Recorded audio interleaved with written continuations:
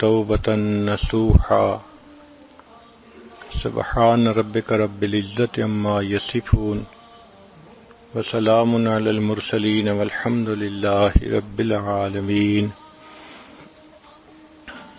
اللهم صل على سيدنا محمد وعلى آل سيدنا محمد وبارك وسلم یا ایھا الذین آمنوا، اے ایمان والو، اے وہ لوگو جو اللہ تعالیٰ اور اس کے رسول صلی اللہ علیہ وسلم کے حکموں کو ماننے کا اقرار کر چکے ہو، توبوا الی اللہ توبۃ نصوحا، تم اللہ تعالیٰ کے سامنے سچی توبہ کرو۔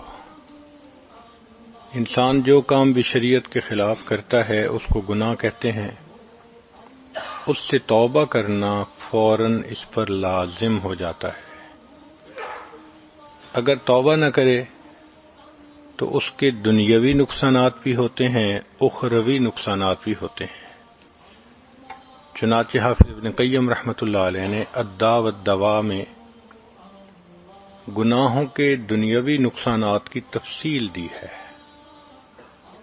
مثال کے طور پر نیکی کرنے کو دل نہیں چاہتا، مسجد میں آنا مشکل، نماز بوجھ ہوتی ہے، تلاوت کو دل نہیں چاہتا۔ ہم نے حافظ قرآن بچوں کو دیکھا کہ اگر وہ رستے سے ہٹتے ہیں تو ان کو فقط ناظرہ پڑھنے کی بھی توفیق نہیں ہوتی۔ دعا دیکھو تو مانگنے کو دل نہیں چاہتا، 10 سیکنڈ کی دعا اور 15 سیکنڈ کی دعا۔ تو نیک محفلوں سے دل گھبرانا، نیکی کرنے کو جی نہ چاہنا، یہ ساری گناہوں کی نحوستیں ہوتی ہیں۔ ایک اور اثر گناہوں کا یہ ہوتا ہے کہ دل بے چین ہوتا ہے۔ چنانچہ انسان کے پاس جتنا مال ہو، جیسا چاہے کھائے، جیسا چاہے پیے، جہاں چاہے سوئے، دل پریشان، دل پریشان، ایسے لگتا ہے کہ خوشیاں روٹھ گئی ہیں۔ ڈپریشن کی کیفیت ہوتی ہے۔ ایئر کنڈیشن کمرے میں کمبل کے اندر نرم گدوں پہ لیٹا ہوتا ہے، نیند نہیں آتی، کروٹیں بدلتا ہے۔ یہ دل کی بے چینی گناہوں کی نحوست کی وجہ سے ہوتی ہے۔ پھر زندگی میں برکت نہیں رہتی، وقت میں برکت نہیں، کام نہیں سمٹتے، صحت میں برکت نہیں، جوانی ہے اور کرونک ڈیزیزز کا شکار۔ اب اگر 22 سال کا نوجوان آ کر کہے کہ مجھے لو بیک کی پین ہے تو حیرت نہیں ہوگی تو کیا ہوگا؟ 18 سال کا بچہ کہتا ہے جی میں بیٹھا اٹھتا ہوں مجھے آنکھوں میں اندھیرا آ جاتا ہے۔ تو صحت میں برکت نہیں، وقت میں برکت نہیں، رزق میں برکت نہیں۔ جتنے گھر کے بندے اتنے کماتے ہیں، خرچے پھر پورے نہیں ہوتے، برکت نہیں ہے۔ قوت یاداشت میں برکت نہیں، کوئی بات یاد کرو تھوڑی دیر بعد بھول جاتی ہے۔ تو برکت زندگی سے نکل جاتی ہے، دعائیں قبول نہیں ہوتی۔ پھر کہتے ہیں جی کہ اللہ تعالیٰ تو ہماری سنتا ہی نہیں۔ بِإِنَّ رَبِّي لَسَمِيعُ الدُّعَاء، بے شک میرا رب دعا کو سنتا ہے، مگر قبول کرنا نہ کرنا یہ اس کا اختیار ہے۔ ہم بھی تو گھروں میں ایسے ہی کرتے ہیں، جو بچہ اچھی بات مانتا ہو، فرما بردار ہو، نیک ہو، ماں باپ کا دل خوش کرے، وہ آدھی بات کرے ہم پوری کر دیتے ہیں، اور جو بچہ دل دکھائے نافرمان ہو اس کی سنی انسنی کر دیتے ہیں۔ تو اللہ تعالیٰ بھی نافرمان بندے کی سنی انسنی کر دیتے ہیں، ورنہ تو ہم روز نماز میں کہتے ہیں سمع اللہ لمن حمدہ۔ تو اللہ تعالیٰ پھر دعائیں قبول نہیں فرماتے، نعمتوں میں زوال آ جاتا ہے، عزتوں میں سے ذلت کے نقشے نکل آتے ہیں، اولاد نافرمان بن جاتی ہے. کہتے ہیں جی کہ ایک وقت تھا لوگوں سے لاکھوں لینے تھے، آج لوگوں کے لاکھوں دینے ہیں. حضرت ایک وقت تھا مٹی کو ہاتھ لگاتے تھے سونا بن جاتی تھی، آج تو سونے کو ہاتھ لگاتے ہیں مٹی بن جاتا ہے. نعمتیں چلی جاتی ہیں. جو پروردگار نعمتیں دینا جانتا ہے وہ پروردگار نعمتیں لینا بھی جانتا ہے. پھر نعمتیں اللہ تعالیٰ لے لیتے ہیں واپس. کام ادھورے رہ جاتے ہیں، وہ جی بس ڈیل ہوتے ہوتے رہ جاتی ہے. بس حضرت بچی کا رشتہ دیکھنے لوگ آتے ہیں، خوش ہو کے بھی جاتے ہیں، دوبارہ کوئی نہیں آتا. کاموں کا ادھورا رہ جانا، یہ گناہوں کی نحوستیں ہوتی ہیں. ان سب کا ایک ہی علاج ہے کہ ہم گناہوں سے سچی پکی توبہ کر لیں. گناہوں سے توبہ کرنے کے فضائل تو آپ نے یقیناً کئی مرتبہ علماء سے سنے ہوں گے، لیکن آج کی اس مجلس میں اس سے ایک قدم آگے بڑھ کر بات کرنی ہے کہ کوئی بندہ توبہ کرنا چاہتا ہے تو اس کو کیا کرنا چاہیے. یہ بھی ایک پروسیس ہے توبہ کا کرنا. توبہ کرنے والے کے ذہن میں کئی سوالات ہوتے ہیں، کئی اشکال آتے ہیں، وہ کنفیوزڈ ہوتا ہے کچھ باتوں میں. تو توبہ کے پروسیس کو کلیریفائی کرنا، ایکسپلین کرنا، یہ آج کا ٹاپک ہے. سب سے پہلی بات کہ 4 چیزیں شرائط کہلاتی ہیں: گناہوں کو چھوڑ دینا، گناہوں پہ نادم ہونا، آئندہ گناہ نہ کرنے کا عہد اور ارادہ کرنا، اور حقوق العباد کی معافی تلافی کروانا. یہ 4 شرائط ہیں. تائب کو چند کام کرنے چاہیے. مسجد کے گیٹ کو بلاک کر رہے ہیں کوئی، تو وہ ذرا مسجد کے گیٹ کا خیال کریں.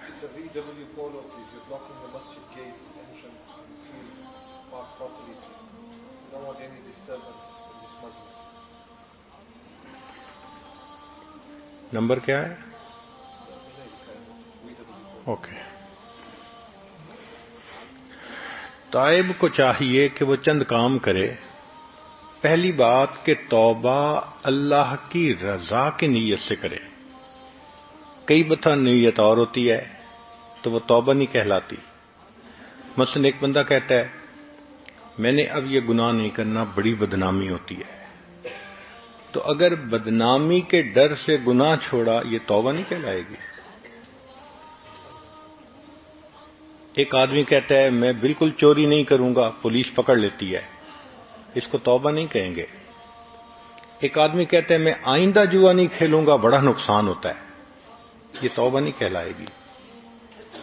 توبہ کہتے ہیں کہ جب اللہ رب العزت کی عظمت کی وجہ سے انسان اللہ کے خوف کی وجہ سے گناہوں کو چھوڑے.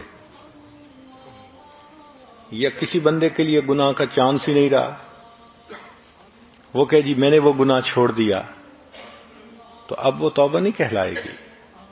قدرت ہے پھر نہیں کرتا تب توبہ کہلائے گی.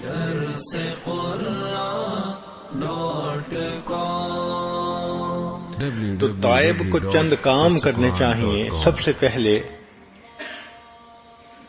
کہ برے دوستوں سے جدائی اختیار کرے. یہ سب سے پہلا کام ہے اور اہم کام ہے. اگر ایک گندی نالی کے اندر کوئی ہیرا موتی پڑا ہو، آپ اس کے اوپر 5-10 جگ پانی کے ڈال دیں، وہ پھر گندے کا گندا، پھر ناپاک ہوگا. لیکن اگر اس گندی نالی سے اس کو نکال لیں، اب آدھا جگ پانی بھی ڈالیں گے تو وہ صاف پاک ہو جائے گا. اسی طرح توبہ کرنے والا بندہ جب تک بروں کی دوستی میں ہے، وقتی اثر ہوگا پھر ویسے کا ویسا. تو پہلی شرط کہ ان سے الگ ہونا. امام غزالی رحمت اللہ علیہ نے لکھا ہے یار بد مارے بد سے بھی زیادہ برا. فارسی میں یار بد کہتے ہیں برے دوست کو اور مارے بد کہتے ہیں زہریلے سانپ کو. تو وہ کہتے ہیں کہ برا دوست زہریلے سانپ سے بھی زیادہ برا. یہ بات سمجھ میں آتی ہے کہ اگر زہریلے سانپ نے کاٹ لیا انسان کی جان ضائع ہو جاتی ہے، اگر برا دوست ڈس لے انسان کا ایمان ضائع ہو جاتا ہے. تو برا دوست برے سانپ سے بھی زیادہ، زہریلے سانپ سے بھی زیادہ برا. آگے انہوں نے ایک بات اور لکھی، وہ فرماتے ہیں کہ یار بد شیطان سے بھی زیادہ برا. شروع میں جب یہ بات پڑھی تو اس کو ڈائجسٹ کرنا تھوڑا ڈیفیکلٹ ہو رہا تھا. ذہن میں بار بار خیال آ رہا تھا کہ برا دوست کوئی بھی ہوگا کلمہ گو ہوگا، تو کلمہ گو انسان شیطان سے کیسے برا ہو گیا؟ بھئی شیطان تو بدبخت مردود ہے، ملعون ہے، اور یہ مومن کلمہ گو تو ہے، تو یہ شیطان سے کیسے برا؟ مگر امام غزالی رحمت اللہ علیہ نے اس کی آگے ڈیٹیل بتائی اور بات کو بالکل صاف کر دیا. انہوں نے فرمایا کہ شیطان انسان کے ذہن میں گناہ کا وسوسہ ڈالتا ہے، گناہ کا خیال ڈالتا ہے. اس آئیڈیے کو بائی کرنا یا نہ کرنا یہ بندے کا چوائس ہے. آپ چاہیں تو وسوسے کو جھٹک دیں، چاہیں تو اس پر عمل کر لیں. شیطان فورس نہیں کر سکتا، وہ صرف آئیڈیا دیتا ہے، میسج بھیجتا ہے. اب اس پر عمل کریں نہ کریں یہ اپنا اختیار ہے. مگر جو برا دوست ہوتا ہے وہ صرف دماغ میں گناہ کا خیال ہی نہیں ڈالتا، بندے کا بازو پکڑ کر اس سے گناہ کا ارتکاب کروا دیتا ہے. تو معلوم ہوا کہ برا دوست شیطان سے بھی زیادہ برا ہوتا ہے. اور عجیب بات ہے کہ ہم روزانہ اللہ تعالی سے وعدہ کرتے ہیں کہ اے اللہ ہم نے بروں کی دوستی کو چھوڑ دیا. باوضو ہو کر حالت نماز میں اللہ سے روز وعدہ کرتے ہیں، روز دن میں توڑتے ہیں. وتر کی نماز میں ہم کیا پڑھتے ہیں؟ وَنَخْلَعُ وَنَتْرُكُ مَن يَفْجُرُكَ. اے اللہ ہم نے خلو اختیار کر لیا، علیحدگی حاصل کر لی، چھوڑ دیا ہر اس بندے کو جو فاسق و فاجر ہے. تو رات اللہ سے یہ وعدہ کیا اور دن ہوا تو انہی فاسق و فاجر دوستوں سے دوستی ہوئی. اب سوچئے کہ ہمارا کیا حال ہے اللہ رب العزت کے سامنے. تو برے دوستوں سے قطع تعلقی کرنا یہ سب سے پہلا کام ہے. دوسرا کام کہ توبہ میں تاخیر پر بھی توبہ کرنا. یہ نقطہ رہ جاتا ہے کئی مرتبہ. مثلا گناہ کیا تھا کالج کے زمانے میں، توبہ کی توفیق اب ملی. اب ایک توبہ نہیں ہے، گناہ کر کے فی الفور توبہ کا کرنا لازم ہو جاتا ہے. اگر اس میں ڈیلے کریں گے تو یہ دوسرا گناہ بنے گا. لہذا اب اگر ہمیں گناہ سے توبہ کرنی ہے تو ایک گناہ سے نہیں، دو گناہوں سے کرنی ہے. ایک تو گناہ پر توبہ، ایک گناہ کو توبہ کو ڈیلے کر دینے کے اوپر پھر توبہ کرنا. تیسرا اپنے نفس پہ اعتماد نہ کرے. یہ نہ سوچے میں تو جی بس صرف ان کے ساتھ کھڑے ہو کے پیپسی کی بوتل پی لیتا ہوں اور ان کی باتیں سن لیتا ہوں، میں برائی نہیں کرتا، میرے دوست برے ہیں. بھائی اپنے نفس پہ اعتماد مت کریں. آج آپ کھڑے ہو کے صرف بوتل پئیں گے، کل اس سے اگلا قدم بھی اٹھا لیں گے. نفس انسان کا فرشتہ بھی بن جائے تو بندہ اس پہ بھی اعتماد نہ کرے.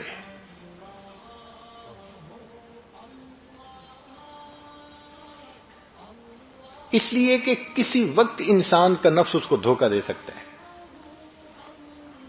لہذا اگر برے دوستوں کے میسیجز ہیں ان کو ڈیلیٹ کرنا، ان کے نمبر ہیں ان کو ڈیلیٹ کرنا. اگر ان کی تصویریں ہیں ان کو ختم کرنا، اگر ان کے گفٹ وغیرہ دیے گئے ہیں تو ان یادداشت کا ختم کرنا یہ ضروری ہوتا ہے۔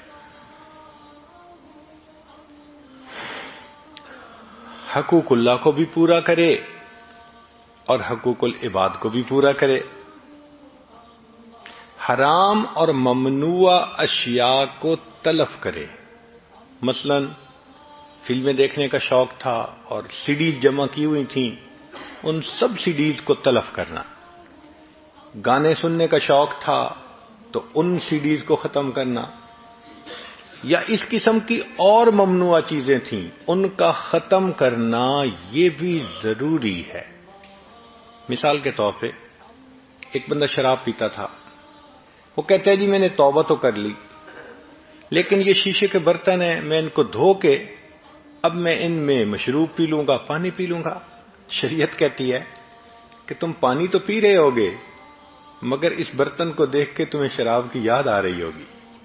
تو جو چیز تمہیں گناہ کی یاد دلاتی ہے اس کا نشان مٹانا یہ بھی ضروری ہے۔ برتن ہی توڑو، ختم کرو۔ حرام مال سے پرورش پانے والا بدن ہے، اس کو نیکی میں خرچ کریں۔ بعض دفعہ یہ مسئلہ آتا ہے، میں نے جی سود کے پیسے لیے کاروبار کیا، حرام کا پیسہ کھایا، والد نے رشوت کا پیسہ لیا، والد نے فلاں کام کیا۔ تو بھئی اگر حرام مال سے کوئی بدن پلا، اب وہ تو پل چکا، مکافات یہ ہے کہ اب اس بدن کو دین کے کام میں لگائے، اللہ کے راستے میں نکلو، لگاؤ چلہ، 3 چلے، 1 سال۔ جس بدن نے گناہ سے پرورش پائی اب اس بدن کو اللہ کے دین کے لیے استعمال کریں۔ اس بدن سے نوافل پڑھیں، نمازیں پڑھیں، تلاوت کریں، بیت اللہ کے جا کر عمرہ کریں، حج کریں۔ اس بدن کو انسانوں کی خدمت میں استعمال کریں، نیک کاموں میں استعمال کریں، تو یہ اس کی مکافات ہوگی۔ پھر نیک دوست بنانا، ایک بہت اچھا طریقہ نیک رہنے کا یہ بھی ہے کہ انسان نیک لوگوں سے دوستی کر لے۔ المرء علی دین خلیلہ فلینظر احدکم من یخالل۔ انسان اپنے دوست کے دین پر ہوتا ہے۔ اب تم میں سے ہر بندہ دیکھے کہ وہ کس سے دوستی کر رہا ہے۔ حضرت شیخ الحدیث رحمۃ اللہ علیہ نے ایک مثال دی ہے حدیث پاک سے کہ نیک دوست کی مثال عطر کے دکان والے کی طرح ہے۔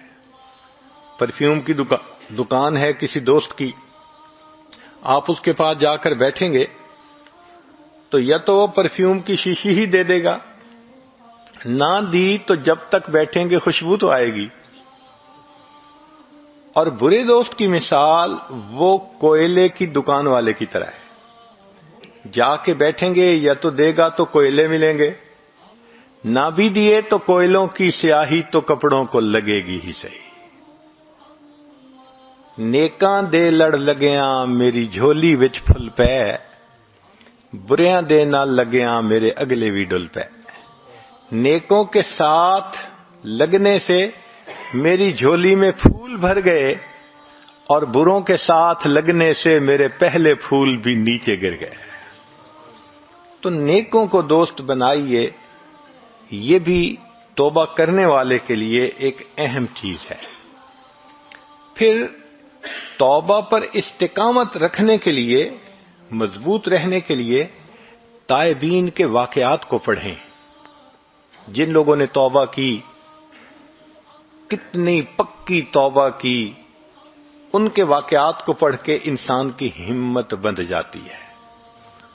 قبیلہ غامدیہ کی ایک عورت نبی علیہ السلام کی خدمت میں حاضر ہوتی ہے، اے اللہ کے حبیب صلی اللہ علیہ وسلم مجھ سے بڑا گناہ سرزد ہو گیا۔ نبی علیہ السلام چہرے انور دوسری طرف فرما لیتے ہیں۔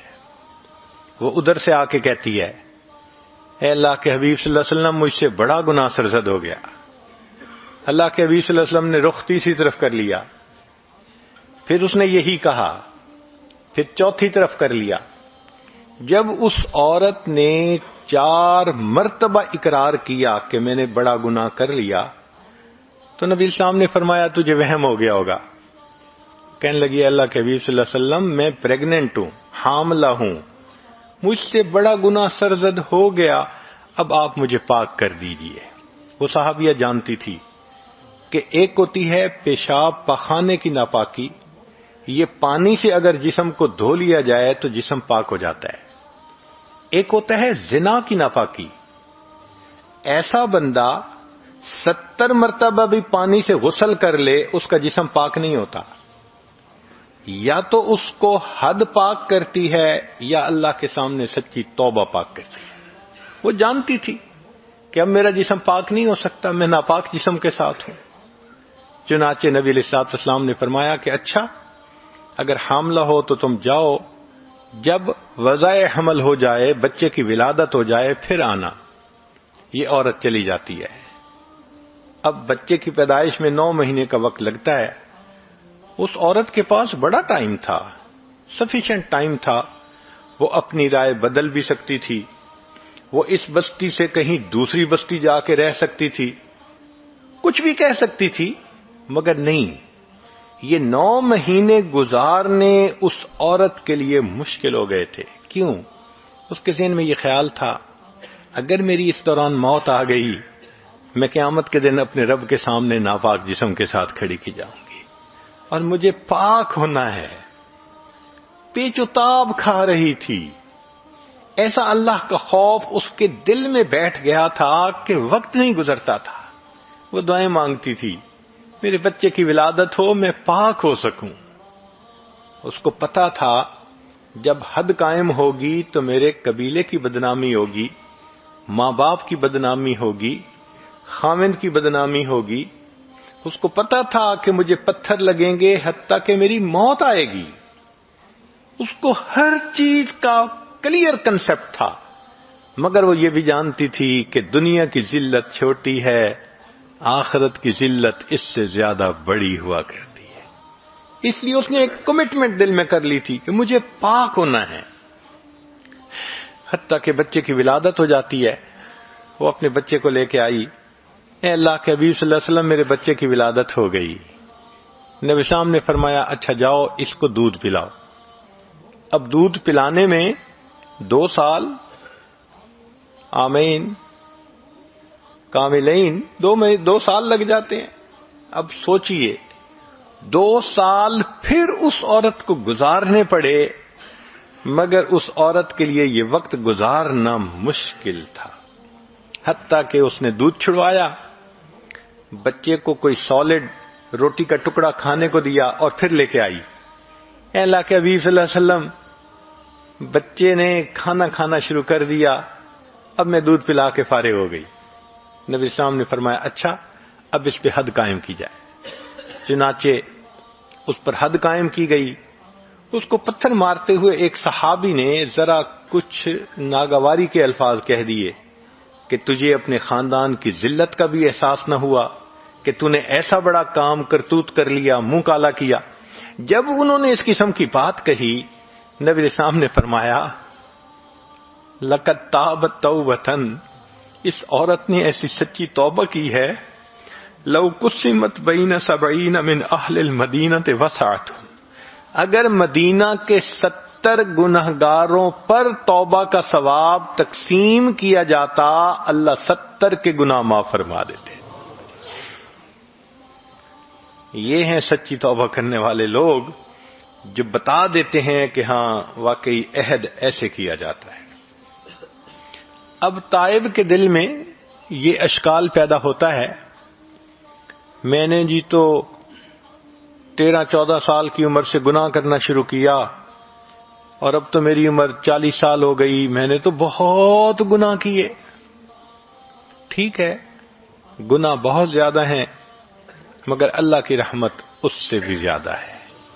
فرمایا اے میرے بندے, اگر تیرے گناہ ساری دنیا کے ریت کے ذرات کے برابر ہیں, اگر تیرے گناہ سمندروں کے پانی کے قطروں کے برابر ہیں, اگر تیرے گناہ ساری دنیا کے درختوں کے پتوں کے برابر ہیں، اگر تیرے گناہ آسمان کے ستاروں کے برابر ہیں، تیرے گناہ تھوڑے ہیں، میری رحمت زیادہ ہے، تو توبہ کرے گا، میں تیری توبہ کو پھر بھی قبول کر لوں گا۔ بخاری شریف کی روایت ہے، بنی اسرائیل کا ایک آدمی تھا جس نے 100 بندوں کو قتل کیا تھا۔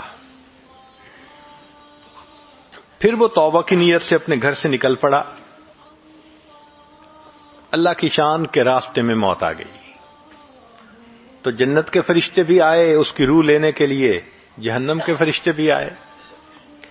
جنت کے فرشتوں کے پاس یہ دلیل تھی کہ یہ توبہ کی نیت سے نکل پڑا، جہنم کے فرشتے کہتے تھے کہ کی تو نہیں ہے نا ابھی، اس لیے ہم جہنم لے جاتے ہیں۔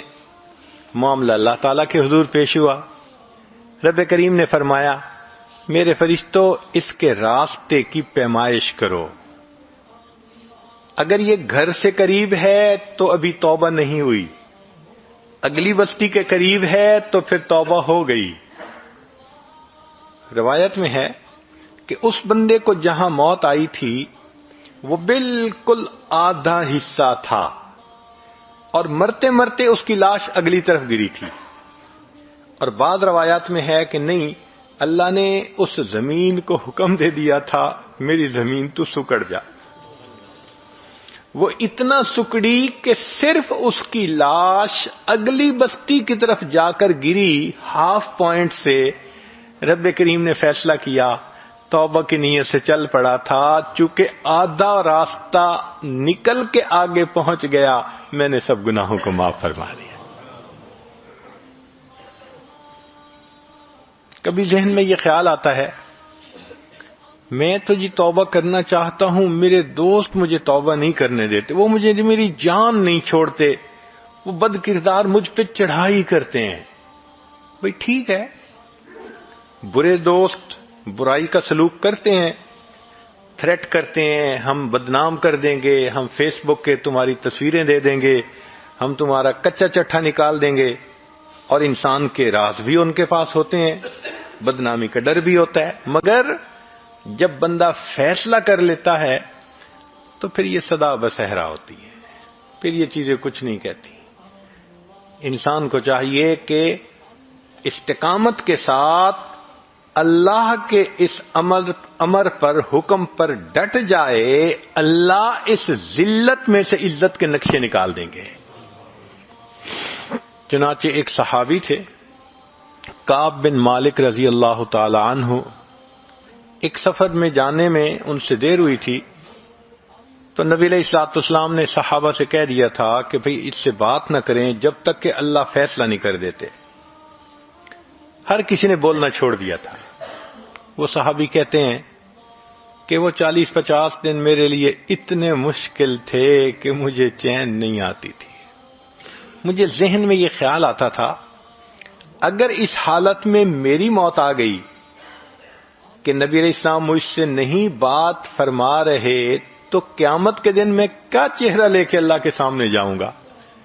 اور کبھی یہ خیال آتا تھا کہ اگر اس دوران اللہ کے حبیب صلی اللہ علیہ وسلم نے پردہ فرما لیا پھر میرا کیا بنے گا۔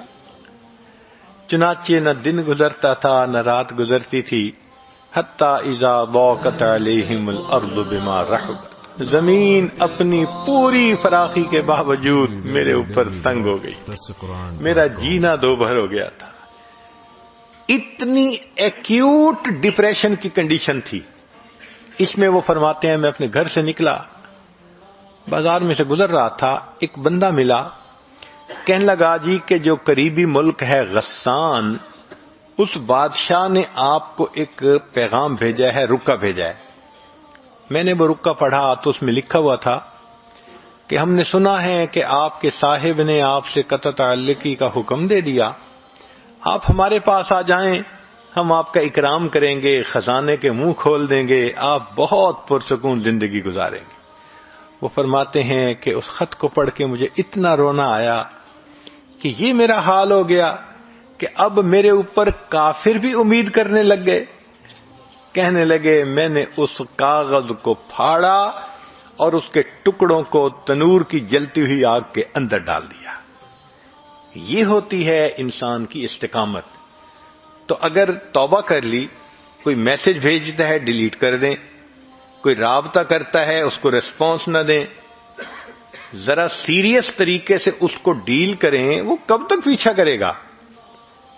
اللہ تعالی جان چھڑا دیں گے۔ چنانچہ ایک صحابی تھے حضرت مرشد رضی اللہ تعالی عنہ، زمانہ جاہلیت میں ایک مکہ مکرمہ کی بہت خوبصورت عورت تھی اناق نامی، اس کے ساتھ ان کے افیئرز تھے۔ پھر انہوں نے اسلام قبول کر لیا تو مدینہ طیبہ آ گئے۔ اللہ کی شان کے کچھ عرصے کے بعد ان کو تجارت کے لیے دوبارہ مکہ مکرمہ جانا پڑا۔ اب مکہ مکرمہ کی ایک گلی میں سے گزر رہے تھے تو اس اناق نے ان کو دیکھ لیا، تو دیکھتے ہی وہ بہت ہی خوشی سے ملی، اور جو گانے لڑکیاں گاتی ہیں آئی love you I miss you, اس نے وہی کہنا شروع کر دیا۔ انہوں نے کوئی ریسپانس نہیں دیا تو وہ بڑی حیران ہوئی، کہنے لگی کہ مرشد تم وہی ہو نا جو مکہ کی گلیوں میں میرے پیچھے چلتے تھے، میری منت کرتے تھے، مجھے بہت زیادہ منت و سماجت کرتے تھے کہ میں کچھ وقت تمہیں دے دوں، تمہاری بات مان لوں۔ آج میں تمہیں کہہ رہی ہوں کہ میرا ہسبینڈ بزنس کے لیے سفر پہ گیا ہوا ہے، میں گھر میں اکیلی ہوں، تم اپنے کام سمیٹ کے آج میرے گھر آ جانا، ہم اکٹھا وقت گزاریں گے۔ انہوں نے جواب دیا کہ میں نہیں آؤں گا۔ وہ بڑی حیران ہوئی، مگر اس نے یہ دیکھا کہ وہ تو آنکھ اٹھا کے دیکھ ہی نہیں رہے اس کے چہرے کی طرف۔ تو اناق کہنے لگی کہ آپ مجھے دیکھ کیوں نہیں رہے؟ وہ صحابی کہتے ہیں اب ان آنکھوں نے اس ہستی کو دیکھ لیا ہے کہ جس کو دیکھنے کے بعد یہ کسی غیر محرم کو نہیں دیکھ سکتی۔ پھر نہیں سمجھی پوری طرح، اس کو کیا پتا کہ یہ نبی علیہ السلام کی صحبت کا شرف پا چکے۔ اس نے آگے ہاتھ بڑھایا، چونکہ طبیعت میں بہت ایک دوسرے کے ساتھ آزادی تھی، اس نے ہاتھ پکڑنے کی کوشش کی تو مرشد لانو نے فرمایا خبردار، اگر تم نے مجھے ہاتھ لگانے کی کوشش کی، تلوار میرے پاس ہے، میں تمہارا کام تمام کر دوں گا۔ اب جب انہوں نے یہ الفاظ کہے تو وہ گھبرا گئی اور چلی گئی۔ جس طرح اس صحابی نے گناہ کی دعوت دینے والی اس خوبصورت لڑکی سے ڈیل کیا، آج توبہ کرنے والے کسی بھی مرد اور عورت کو اس طرح بد کردار لوگوں سے ڈیل کرنے کی ضرورت ہے۔ اب ڈیسیژن لیں، خبردار جو رابطہ کیا، پھر دیکھیں اللہ تعالیٰ اس استقامت کا کیا نتیجہ نکالتا ہے۔ کبھی کبھی یہ دعائیں بھی پڑھیں، حدیث پاک میں ہے اللہم انا نجعلک فی نحورہم ونعوذ بک من شرورہم اللہم استر عوراتنا وآمن روعاتنا۔ ان دعاؤں کا پڑھنا بھی انسان کے لیے فائدے کا سبب بنتا ہے۔ کبھی ذہن میں یہ خیال آتا ہے کہ گناہ تو میں نے چھوڑ دیا، لیکن پچھلی یادیں عذاب ہیں میرے لیے۔ واقعی یہ ایک پریکٹیکل پریشانی ہے جو توبہ کرنے والے کو پیش آتی ہے۔ اتنی میموریز ہوتی ہیں، نماز میں بھی وہی خیال، اٹھتے بیٹھتے وہی خیال، ذہن سے خیال ہی نہیں نکلتا۔ تو بھئی ہمارے لیے ان یادوں کو بھولنا مشکل ہے، اللہ تعالیٰ کے لیے ان یادوں کو بھلا دینا تو بہت آسان ہے۔ تو اللہ سے دعا مانگیں، 2 رکعت نفل پڑھیں، اللہ تعالیٰ ایسے یادیں ذہن سے نکال دیں گے کہ کبھی بھولے سے بھی خیال نہیں آئے گا۔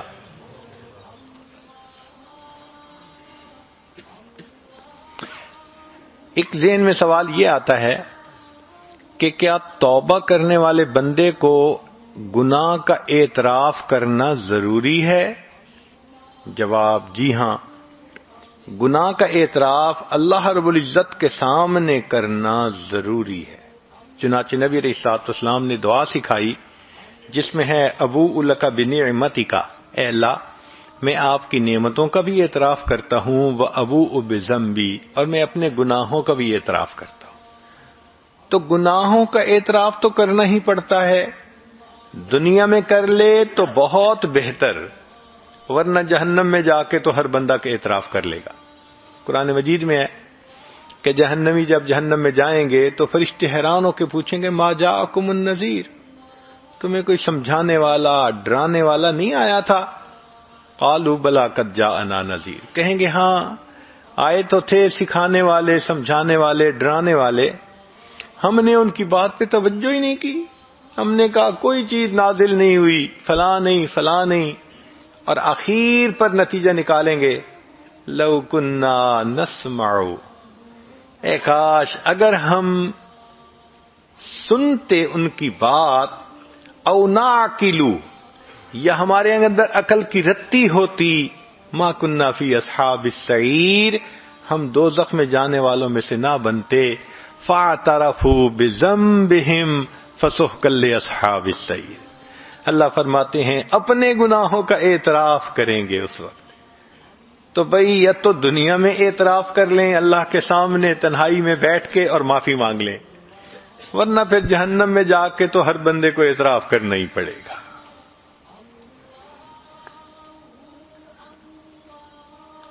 ایک سوال ذہن میں یہ پیدا ہوتا ہے کہ جی میں نے گناہوں سے توبہ تو کر لی مگر میں کمزور ہوں، مجھے لگتا ہے میں بچ نہیں سکوں گا۔ بھئی میں نہیں بچ سکوں گا، اللہ تعالیٰ تو اس پر قادر ہے کہ ہمیں بچا دے، تو اللہ سے دعا مانگیے، اللہ سے مدد مانگیے۔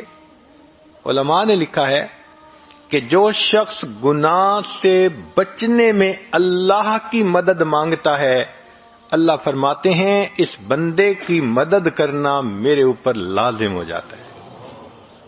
اللہ پر کوئی چیز لازم نہیں ہے، مگر سمجھانے کی خاطر یہ لفظ استعمال ہوا ہے کہ اللہ فرماتے ہیں کہ یہ مجھ سے مدد مانگ رہا ہے۔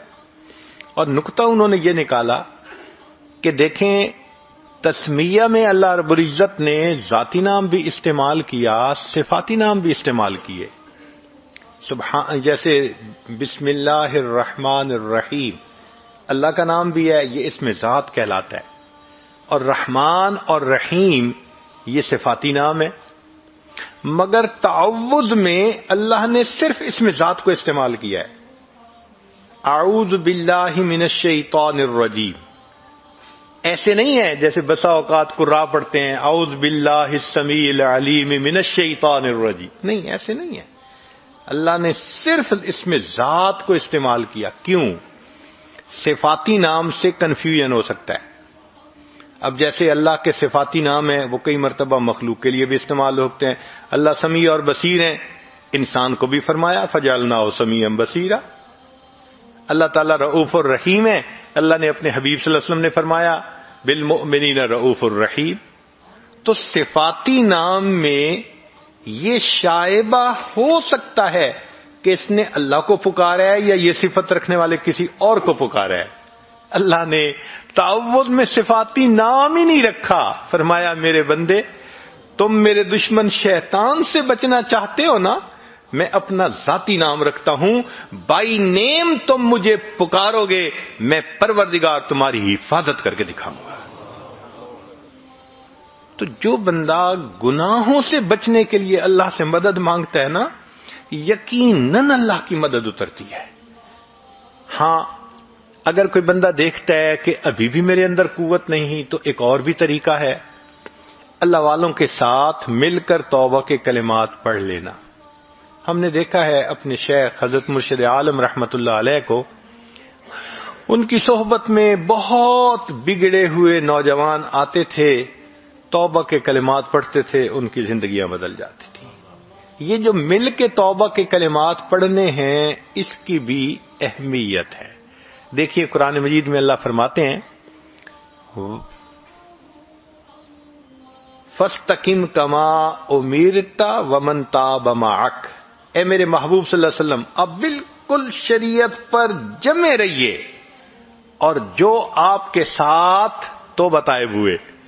یہ جو تابا معک کا لفظ ہے نا قرآن کا، یہ بتا رہا ہے کہ یہ بھی ایک فضیلت ہوتی ہے، یہ بھی ایک نسبت ہوتی ہے جو صحابہ کو نبی علیہ السلام سے حاصل کر لی تھی، اللہ نے اس کی لاج رکھی۔ پھر تو یہ جو کسی کے ساتھ مل کے توبہ کے کلمات پڑھ لیتے ہیں، اس سے اللہ تعالیٰ انسان کو پھر نیکی کی توفیق عطا فرما دیتے ہیں۔ کبھی کبھی ذہن میں یہ بھی خیال آتا ہے اچھا جی میں توبہ کر لوں گا، اللہ بڑا رحیم ہے، اللہ نے کسی کو تو معاف کرنا ہی ہے، اللہ معاف کر دے گا۔ بھئی اللہ رحیم ہے، معاف کر دیں گے، یہاں تک تو بات ہے صحیح، لیکن اگر موت کے وقت ایمان ہی سلامت نہ رہا تو پھر کیا بنے گا؟ حدیث پاک میں ہے کتنے لوگ ہوتے ہیں ان کے نام ساری زندگی مسلمانوں کی فہرست میں رہتے ہیں، موت کا وقت آتا ہے ان کا نام مسلمانوں کی فہرست سے خارج کر دیا جاتا ہے۔ کتنے لوگ ہوں گے قرب قیامت میں یصبح مؤمنا و یمسی کافرا، نبی اسلام نے فرمایا صبح اٹھیں گے ایمان والے ہوں گے، شام سونے کے لیے بستر پہ جائیں گے ایمان سے خالی ہوں گے۔ تو بھائی یہ جو ایمان سلب ہونے کی بھی باتیں ہیں، کہیں ایسا تو نہیں کہ گناہوں کے بد اثرات کی وجہ سے ایمان ہی سلب ہو جائے، پھر کیا بنے گا؟ رحمت تو ہوگی نا ان کے لیے جو ایمان کے ساتھ چلے گئے، اور ایمان سے ہی محروم تو پھر کہاں سے رحمت کا سوال پیدا ہوا؟ اور علماء نے لکھا ہے کہ کچھ گناہوں کے بد اثرات عین موت کے وقت ظاہر ہوتے ہیں، ان میں سے ایک گناہ زنا کا گناہ ہے۔ اس زنا کے گناہ کے اثرات دنیا میں تو ہوتے ہی ہیں، موت کے وقت بھی ظاہر ہوتے ہیں۔ میں نے ایک مرتبہ حضرت مرشد عالم رحمۃ اللہ علیہ سے یہ بات پوچھی، حضرت میں چھوٹا بھی ہوں، کم علم بھی ہوں، ناسمجھ بھی ہوں، تو مجھے کچھ باتیں نہیں سمجھ میں آتی، آپ اگر اجازت دیں تو میں آپ سے پوچھ لیا کروں۔ حضرت بہت خوش ہوئے، فرمان لگے پوچھا کرو۔ تو میں نے یہ سوال پوچھا کہ حضرت تلبیس ابلیس کتاب میں ایک واقعہ پڑھا ہے، ایک حافظ قرآن تھا جس نے کہ بد نظری کی، شہوت کی نظر کسی پر ڈالی، اور اس کی وجہ سے 20 سال کے بعد وہ قرآن پاک سے محروم ہو گیا، قرآن پاک سینے سے ہی نکل گیا۔ تو میں نے کہا کہ حضرت اس ایک مرتبہ کسی غیر کو دیکھنے پر اتنی بڑی محرومی کہ قرآن پاک سے محروم ہو گیا، یہ تو بہت بڑی سزا ہے۔ تو حضرت نے فرمایا اصل میں یہ اللہ کی غیرت کا معاملہ ہے۔ وہ کیسے؟ کہ اللہ تعالیٰ چاہتے ہیں میرے بندے، نعمتیں میں نے دیں، پیدا میں نے کیا، اب تیرا دل میری محبت کے لیے وقف ہونا چاہیے، یہ میرا گھر ہے۔ جب ہم اپنے دل میں اللہ کی بجائے کسی غیر محرم کو بساتے ہیں اور اس کی محبت دل میں لاتے ہیں، اب کسی عورت کے گھر ذرا کسی اور عورت کو لا کے بٹھاؤ نا، پھر دیکھو وہ کیسے ریئیکٹ کرتی ہے۔ تو فرمایا یہ اللہ کی غیرت کا معاملہ ہے، اور اللہ کو جب غیرت آتی ہے پھر اللہ تعالیٰ کوئی بھی سزا دے سکتی ہے۔ تو اگر ایک مرتبہ کی بد نظری قرآن پاک سے محرومی کا سبب بن سکتی ہے، تو یہ جو آج اس کے ساتھ افیئر ہے، کل اس کے ساتھ ہے، پرسوں اس کے ساتھ ہے، میرا ٹائم نہیں گزرتا، میں تمہیں ہر وقت یاد کرتا ہوں، میسیجز چل رہے ہیں، ملاقاتیں ہو رہی ہیں، پھر اس کا نتیجہ کیا نکلتا ہے کہ انسان موت کے وقت ایمان سے محروم ہو جاتا ہے۔ علماء نے لکھا ہے زبان پہ فالج پڑ جاتا ہے، کلمہ پڑھنا بھی چاہے کلمہ نہیں پڑھ سکتا، اللہ توفیق چھین لیتے ہیں۔ تو اس لیے ایسے گناہوں سے توبہ کرنی فی الفور ضروری ہے۔ ایک سوال ذہن میں یہ پیدا ہوتا ہے کہ میں گناہ کرتا تھا، توبہ کر لی، پھر 1 مہینے میں نے گناہ نہیں کیا، پھر 1 مہینے کے بعد شیطان نے بہکا دیا، میں نے پھر گناہ کر لیا، تو کیا اب گناہ کرنے سے پہلی توبہ ٹوٹ گئی؟ جواب، پہلی توبہ نہیں ٹوٹی، وہ تو قبول ہو چکی۔ ہاں اب جو گناہ ہوا اس گناہ سے اب پھر توبہ کرنی یہ ضروری ہو گئی ہے۔ دیکھیں نا، آپ کے سیل فون کے اندر 100 میسیجز ہیں اور آپ سب کو ڈیلیٹ کر دیتے ہیں، اس کے بعد اگر کوئی میسج بھیج دیتا ہے تو پرانے میسج واپس تو نہیں نہ آ جاتے، وہ تو ڈیلیٹ ہو چکے۔ تو پہلی توبہ ہو چکی، اب اگر پھر گناہ ہو گیا بالفرض تو نئے سرے سے اس گناہ سے پھر توبہ کرنے کی ضرورت ہے. کبھی ذہن میں یہ خیال آتا ہے میں 2 گناہ کرتا ہوں، ایک تو میں لڑکی کے ساتھ افیئرز ہیں، اور دوسرا یہ کہ میں حرام کاروبار بھی کر رہا ہوں. میں فی الحال لڑکی سے گناہ جو کر رہا ہوں اس سے توبہ کر لیتا ہوں. یعنی ایک گناہ کرتے ہوئے کیا دوسری گناہ سے میں توبہ کر سکتا ہوں؟ جواب جی ہاں کر سکتے ہیں. آپ اس گناہ سے توبہ کر لیجئے، عین ممکن ہے اس کی برکت سے اللہ آپ کو دوسرے سے بھی توبہ کی توفیق عطا فرما دیں گے. ورنہ عورتیں کہتی ہیں میں پردہ تو کرتی نہیں، میں نماز کیا پڑھوں؟ بھائی پردہ نہیں کرتی آپ نماز شروع کریں، اللہ پردے کی بھی توفیق دے دیں گے. ذہن میں یہ آتا ہے کہ جی میں نے تو پچھلے 20 سال سے نمازیں نہیں پڑھی، قضا کرتی تھی. تو بھائی اگر آپ نے کسی کا قرض ادا نہیں کیا اور اب ایک وقت میں دے بھی نہیں سکتے تو کیا کرتے ہیں؟ اس کی انسٹالمنٹ بنا لیتے ہیں. انسٹالمنٹ دینا شروع کر دیتے ہیں تو قرض لینے والے کو بھی تسلی ہو جاتی ہے. تو جس کی 20 سال کی نمازیں رہتی ہیں اس کو چاہیے کہ روزانہ 5 نمازیں کم از کم قضا پڑھا کرے. نوافل قبول نہیں ہوتے جس کی قضا نمازیں بچتی ہوں، اس کو چاہیے کہ نوافل کی بجائے بھی قضا نماز کی نیت کرے.